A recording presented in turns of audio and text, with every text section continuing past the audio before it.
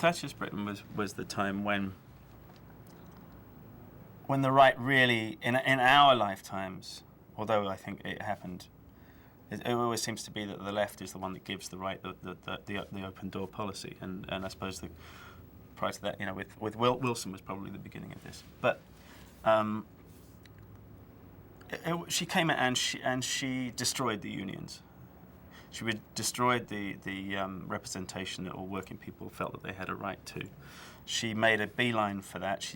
And for education, destroyed the education system, not single-handedly, with the help of many people, but she was our symbol of that.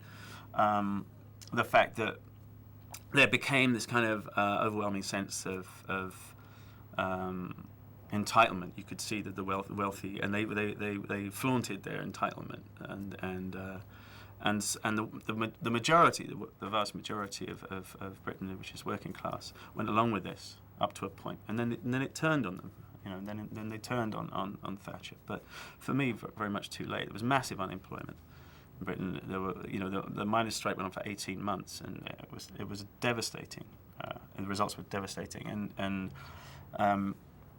so we grew up amongst that, and we were very angry. And there were the Brixton riots, and there was a lot of that anger kind of emptied out into the streets and so on. So that's where that in a way that film is set.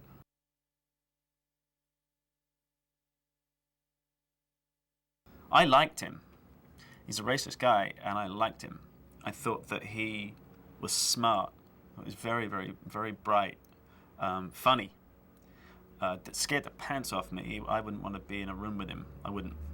He would be, because he's one of those people that can turn, very easily, just because it would be fun. So it's psychopathic in a way. The choice that they made, I suppose, what David made, and what was interesting for Alan about it was that he's incredibly intelligent, and the stereotype would normally be very ignorant guys, and so give him intelligence, arm him with intelligence. Yeah, he's racist, but arm him with the knowledge that his education system is going to completely betray him. Then what's he going to do? And somebody with that amount of physical kind of energy and spite and innate violence and racism and the tongue to deliver all this to anybody at any given moment, I think, and also to argue. He's a very good debater, incredibly good at debate. You can either take people like that and help them and push them into the, upgrade the entire education system and make it, a possibility for someone to actually succeed in life in whichever way they feel whatever they feel that means, or you can dump them. Now, if you dump them, there's going to be payback, and I think what the film is for me, partly is about watch out. Because if you start treating people like shit, Iraq's a very good example of this. You start treating people like shit, they're going to come back and they're going to bite you, and they're going to bite you really, really hard. Because, anyone who's had any real violence done to them, he's got revenge on their mind, and he does.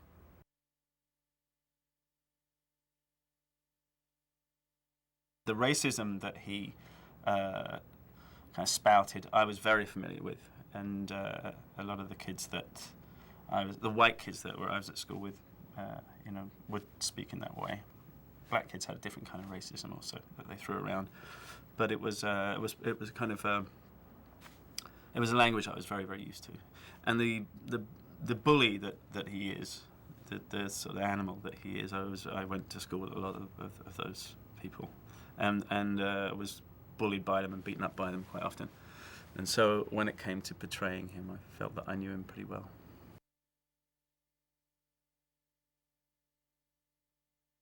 I went through a long period of thinking, because Brando and De Niro and those guys did this being the character thing all the time, that you weren't a proper actor if you didn't do that. And I tried my hand at that a couple of times, and it wasn't for me. I mean, it really wasn't for me. So I scrapped all of that stuff, and I take each job as it comes, and I really think that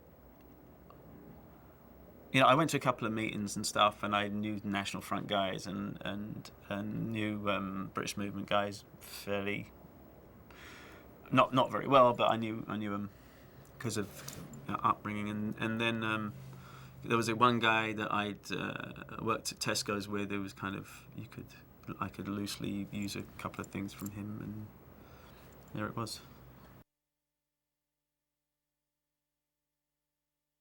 I was working selling advertising space to people who couldn't afford it in a magazine that didn't, I think, really exist. I possibly did. I don't know. I never saw a copy of it. But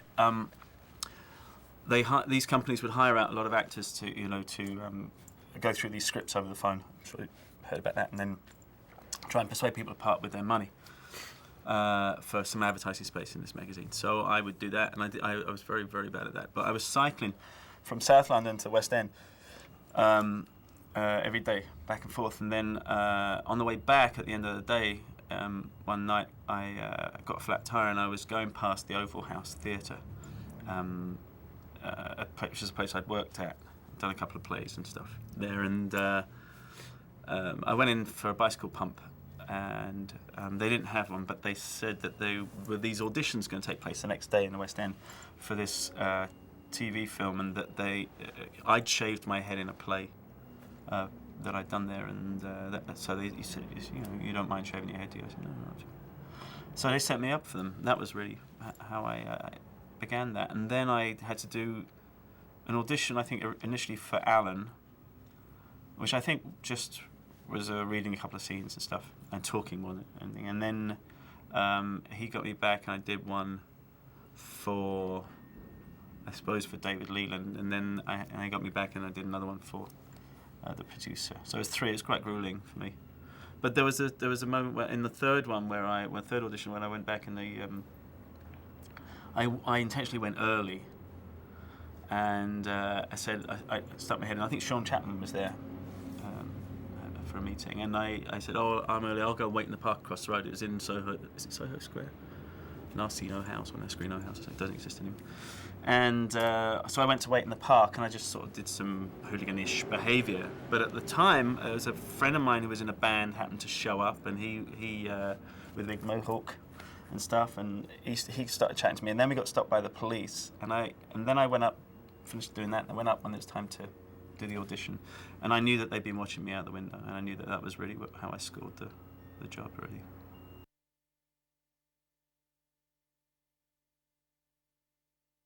I'd seen Scum. I saw Scum when it came out, and I saw it at the Prince Charles Theatre just off Leicester Square, and I saw it quite a few times.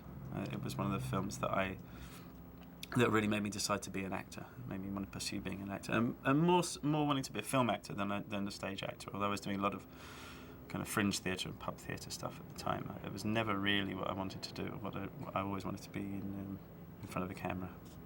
It's the ego, I think.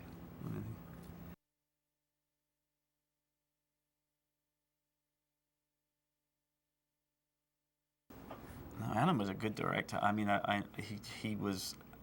You know that because if you look back at what he's filmed, it's extraordinary. But without he's dead, and I miss him, but there's a lot of sugar-coated bullshit talked about him, probably by people who he wouldn't have wanted to give the time of day to, But he was extraordinarily gifted, and he was brilliant at his job, and he made each day a kind of exhausting sort of uphill marathon, but it's really fucking good fun. For me, it was so sad when it was over. I thought that was it, and then he got me a job. But he's, the danger in all of this, and the danger with looking back and books and all of that stuff. Well, one thing you do want that, because he's somebody that did vanish, it seems. I mean, they write books about all kinds of directors that you wonder why. And then, but Alan had this huge gift that he really did put something out there. You wonder why people just don't know it. Why he's not a household name? It's really odd. The idea, the great directors, the ones that you really care about in the end, I think, or even, are the ones that really make you feel like you've gone on a journey, that you've instigated, or it's been instigated by the script, but you've gone on this journey.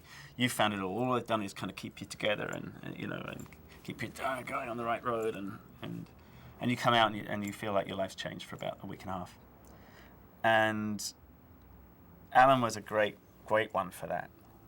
He was very, very detailed, but it was all encouragement and all energy. And I'm sure he was very tired at the end of the day. But it felt like you'd done the work. He made you feel like you'd done a day's work, which is, for an actor, you really need to feel that, because otherwise you just feel like you're doing bullshit for a living.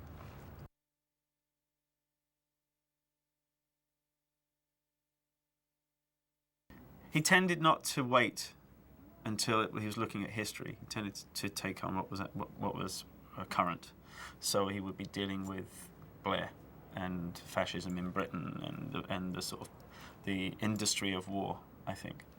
There was a script that I know that he was very interested in doing about the assassination of Allende, and which they came to me at one point to direct, since he couldn't be around to do it. So he was really doing, so I think the industry of war, which is, what this is all about at the moment, I suppose, and oil and greed, and those would be the subjects that would fit very well for him.